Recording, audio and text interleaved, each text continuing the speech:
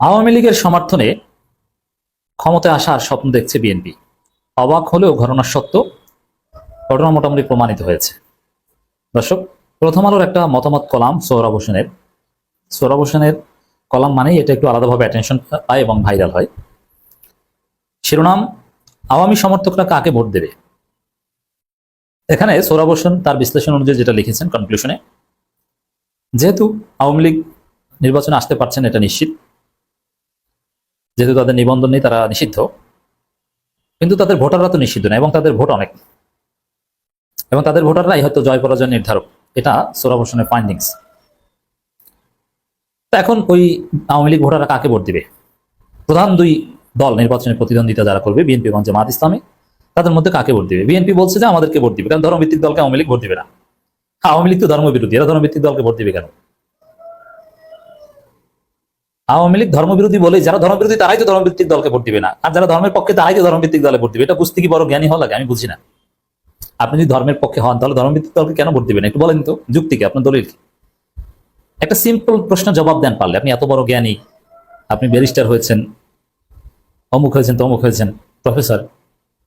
ইসলামকে যদি আপনি একটা পরিপূর্ণ জীবন ব্যবস্থা মানেন, ইসলামে রাজনীতি আছে, অর্থনীতি আছে, সমাজনীতি আছে, সব আছে, এটা যদি আপনি মানেন বা বিশ্বাস করেন, তাহলে এটা যারা কায়েম করতে চায়, এই ধর্মভিত্তিক রাজনীতির কথা যারা বলে, কোরআন হাদিসের রাজনীতির কথা বলে, তাদেরকে ভোট আপনি কেন দিবেন না বলেন? আর যদি মনে করেন যে না, এই ধর্মভিত্তিক দল যারা আছে তারা ভণ্ড, তারা ধর্মের নামে প্রতারণা করে, তাহলে আপনি কেন ধর্মভিত্তিক রাজনীতি করেন না? তাহলে যারা ধর্মভিত্তিক রাজনৈতিক দলকে ভোট দিবে না, তারা হয় ধর্মকে পছন্দ করে না, না হইলে মোনাফেক। না হইলে আপনি মোনাফিকি এই সেন্সে যে আপনার দায়িত্ব তাহলে ধর্মভিত্তিক দল প্রতিষ্ঠা করা। আচ্ছা, বিএনপি যদি এত ভালো হয়, বিএনপি ধর্মভিত্তিক রাজনীতি করুক, ঠিক আছে, তাহলে তার জামাত ভণ্ড, চরমনাই ভণ্ড, বিএনপি ধর্মভিত্তিক রাজনীতি করুক, এত কোনো সমস্যা থাকে না। কেন এটা করবে না? কোরআন হাদিসে কি এটা বলে না? নাই? তো দর্শক, বিএনপি বলছে, বা বিএনপি নেতাকর্মীদের ভাষ্য অ্যাকর্ডিং টু সোহরাব হোসেন, যে তারা আওয়ামী লীগের ভোট তারাই পাবে, এবং আওয়ামী লীগের ভোট নিয়ে আওয়ামী লীগের ওই ভোটের সমর্থনেই তারা জিতবে। ধর্মভিত্তিক যারা জোট আছে বা জামাত বা চরমায়, তাদেরকে আওয়ামী লীগ ভোট দিবে না, এই আশা। এটা হচ্ছে সত্য কথা। বুঝতে পারছেন? যারা আওয়ামী লীগের ভোট পেয়ে বিএনপির আত্মবিশ্বাস কি দেখেন। বিএনপি নিজেদেরকে এত বড় দল মনে করতে, তারা নাকি 290টা আসন পাবে। কেন? আওয়ামী লীগের ভোট ছাড়াই তো তাদের ক্ষমতা আসার কথা। আওয়ামী লীগের ভোট লাগবে কেন? এর মানে তারা এই কথা বলতে পারছে না যে কিসের আওয়ামী লীগের ভোট, আমরা আমাদের ভোটে ক্ষমতা আসবে, এই কথা বলতে পারছেন। তারা বলছে না, আওয়ামী লীগের ভোট আমরা পাবো এবং আমরা জিতবো। কেন? আওয়ামী লীগের ভোট অন্য কেউ, আর আওয়ামী লীগের ভোট আপনি প্রত্যাশা করেন, আর আওয়ামী লীগের ভোট প্রত্যাশা করতে হলে আওয়ামী লীগকে খুশি করতে হয়। আওয়ামী লীগের লোকজন ভোট চান, যেমন বিএনপি বলছে আমরা আশা করছি আওয়ামী লীগের লোকজন আমাদের ভোট দিবে। এই আশা করতে হলে তো আওয়ামী লীগকে কিছুটা খুশি করতে হয়, এমন কথা এমন কাজ করতে হয় যাতে তারা মনে করে যে না, এই বিএনপি হচ্ছে আওয়ামী লীগের কাছাকাছি, অতএব এদেরকেই ভোট দিই। নইলে তারা আপনাকে এমনি এমনি ভোট দিবে না, বা কোনো ওহি আসবে না তাদের উপর। তাহলে বিএনপির চরিত্র কি ক্লিয়ার? তা বাস্তবে কি আসলে বিএনপিকে ভোট দিবে আওয়ামী লীগের লোকজন? এটার জবাব হচ্ছে যে না, আওয়ামী লীগের ভোট যদি জাতীয় পার্টি স্বাভাবিকভাবে নির্বাচনে অংশগ্রহণ করতে পারে, তাহলে আওয়ামী লীগের লোকজন ভোট দিবে জাতীয় পার্টিকে, বিএনপিকে নয়। বিএনপির স্বপ্ন পূরণ হবে না। আর যদি জাতীয় পার্টিকে আমরা নির্বাচনে অংশগ্রহণ করতে না দিই, তাহলে আওয়ামী লীগের লোকজন সাধারণত ভোট বর্জন করার ঘোষণা দিতে পারে যে আমরা নির্বাচন বর্জন করছি। বিএনপি জামাত যেরকম ঘোষণা দিয়ে নির্বাচন বর্জন করছে, অ্যাটলিস্ট তারা প্রেস রিলিজ দিয়ে বা সোশ্যাল মিডিয়া প্রচার মতো চালাতে পারবে যে ভোট দিতে যাবো না, ভোট বর্জন, এটা ইনক্লুসিভ ইলেকশন না, বা পাতানো নির্বাচন একটা, বা আওয়ামী লীগ ছাড়া নির্বাচন অংশগ্রহণমূলক নয়, নির্বাচনে আমরা ভোট দিব না।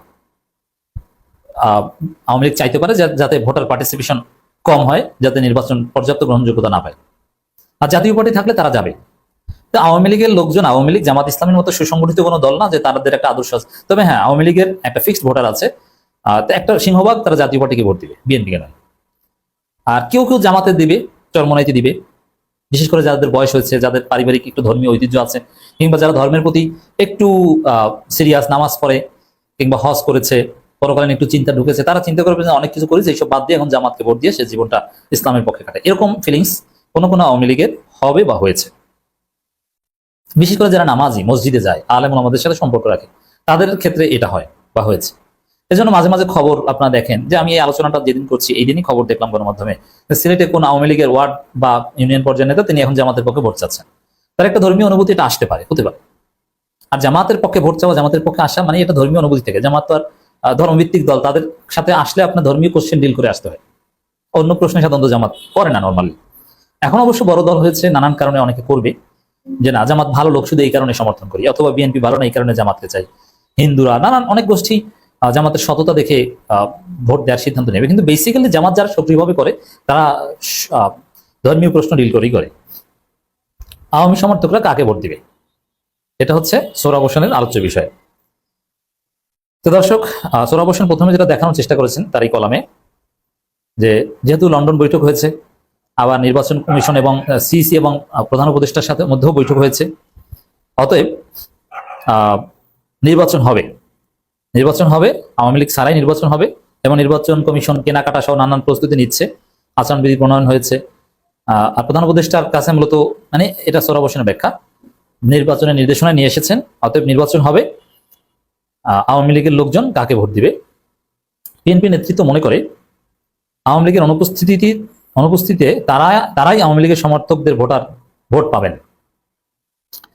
এর মানে আওয়ামী লীগকে খুশি করার মতো, আওয়ামী লীগের ভোট পাওয়ার মতো কাজ তারা করছে।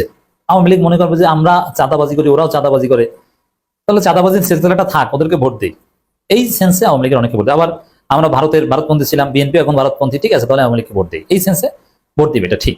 তবে সবাই না, জাতীয় পার্টি থাকলে এই সেন্স কাজ করবে না, কেননা ধর্মভিত্তিক কোনো দলকে আওয়ামী লীগের সমর্থকরা ভোট দেওয়ার সম্ভাবনা কম। হ্যাঁ, এটা সত্য কথা বলেছেন। একটা ফেসিস্ট দলের কর্মীরা, সন্ত্রাসী দলের কর্মীরা, ধর্মবিরোধী দলের, ইসলাম বিরোধী কর্মীরা জামাত ইসলামীকে বা ধর্মভিত্তিক দলকে ভোট দেবে, এটা আমরা আশা করি না। এটা ঠিক আছে, বিএনপির মতো দলকেই ভোট দেয় এদের পক্ষে মানায়, যার চরিত্র যেমন। জয়ের সম্ভাবনা না থাকলে তার বামপন্থী প্রার্থীকে ভোট দিতে আগ্রহী হবে না, বামপন্থী প্রার্থীকে ভোট দিতে আগ্রহী হবে না, বামপন্থী ওদের তো প্রার্থী নাই, ওরা বাদ। নির্বাচন এলেই দেখা যাবে আওয়ামী লীগ সমর্থক ভোটাররা কার পক্ষে যান। তবে আওয়ামী লীগ বিহীন আগামী নির্বাচন আওয়ামী লীগের সমর্থক ভোটাররা জয় পরাজয় যে গুরুত্বপূর্ণ ভূমিকা রাখবে সেটা হলফ করে বলছে। এটা ঠিক, অবশ্যই গুরুত্বপূর্ণ ভূমিকা রাখবে আওয়ামী লীগের ভোটাররা, কারণ আওয়ামী লীগের ফিক্সড ভোটার এটা এখনো বাংলাদেশে আমি বিশ্বাস করি জামাতের একক ভোটারের চাইতে এখনো বেশি। তবে জামাতের ভোট এবার ফ্লোটিং ভোট পাবে জামাত, এবং জোটের ভোট পাবে, যেটা মিলিয়ে তারা বিএনপি আওয়ামী লীগ সিটে ফার্স্ট হতে পারে। তো বিএনপির স্বপ্ন পূরণ হবে বলে মনে হচ্ছে।